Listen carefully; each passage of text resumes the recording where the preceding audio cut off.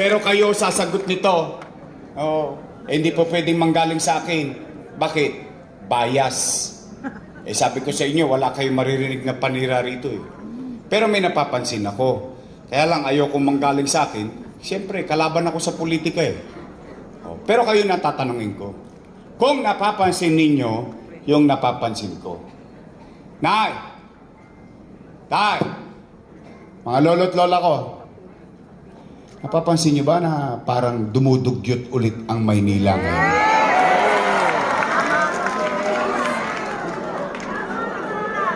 Pinaganda mo yan eh. Ayun. See? So pare-pareho tayo napapansin. Nangadugyot ulit ang Maynila ngayon. Nay, tay, I will remind you of recent history. Not too long ago. You know it better than me kasi bata pa ako noon. Naalala nyo noong 1992, meron tayong Mayor Mel Lopez.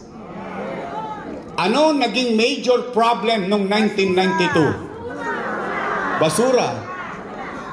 Tumakbo si Mayor Lim. Sa galit natin sa basura, binoto natin si Mayor Lim noong 1992. Tama mali? Bumalik. Anong ginawa ni Mayor Lim? Lionel. Kinumpronta kagad ang basura. Naitatag ang Lionel. Naalala nyo? Kasi bata pa ako nito eh. High school pa ako nito eh. Kayo'y nasa hustong gulang ng mga panahon na yun. Ano nangyari? Umayos ang koleksyon sa loob ng 6 na taon ng pamumuno ni Mayor Lim ng basura. Tama mali? Nanalo ang kalaban ni Mayor Lim, si Lito Atienza. Tama mali? Magkaaway sa politika yun eh. Magkakompetensya. Tama mali? Anong ginawa ni Lito Atienza? Ano kinuha? Lionel. Isinantabi niya yung politika, tinuloy niya what is effective. 9 years ni Lito Atienza. Nakaraos tayo, maayos ang koleksyon, ang truck nakapapasok sa Oblo, sa Eskinita, sa Callejon, sa Boulevard, sa Avenue, and so on and so forth.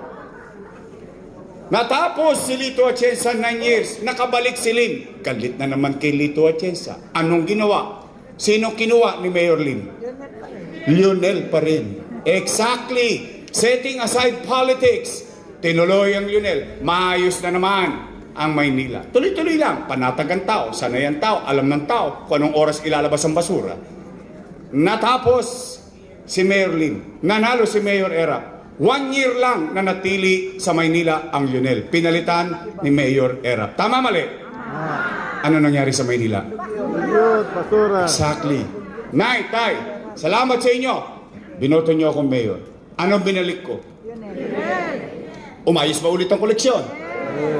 Natapos ako, sinunod ni ate. Pinutol niya noong December 31, 2024. Anong epekto? That is my point.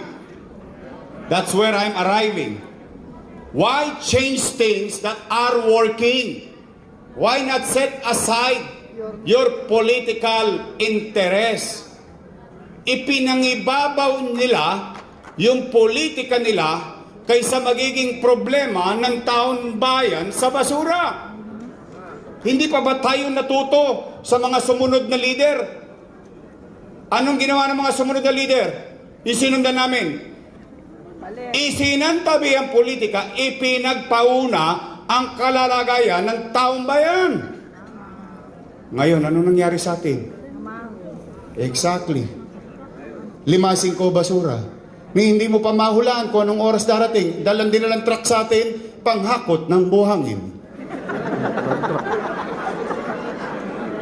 Hindi makapasok sa Oblo. Minsan na lang iabot ng matanda, iahagis pa sa taas. Napansin nyo? Nay, tay, yan usapang basura. Ito usapang ekonomiya. Lalabing 7 lang ang syudad.